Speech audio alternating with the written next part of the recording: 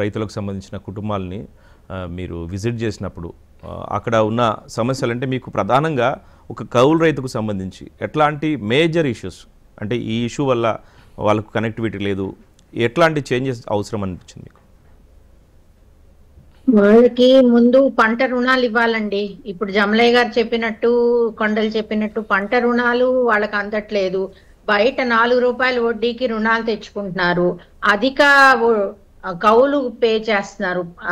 కౌలు రేట్లు కూడా ఒక్కో ప్రాంతంలో ఒక్కోలా ఉన్నా చాలా అధికంగా ఉన్నాయి. కొన్ని ప్రాంతంలో ఒక్కోసారి ముందస్తుగానే కౌలు చెల్లించాల్సిన పరిస్థితి ఉంది. ఇవన్నీ చూసుకుంటే వాళ్ళకి మరి గుర్తింపు కార్డు ఉంటే ప్రభుత్వం నుండి లేదా బ్యాంకుల నుండి వాళ్ళకి రుణాలు పొందే అవకాశం దొరుకుతుంది. అది ఆ అవకాశాన్ని కోల్పోతున్నారు.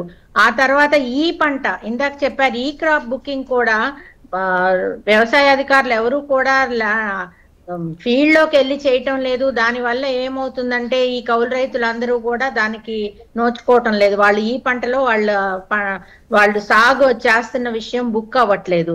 దానివల్ల వాళ్ళు పంట అమ్ముకోలేకపోతున్నారు.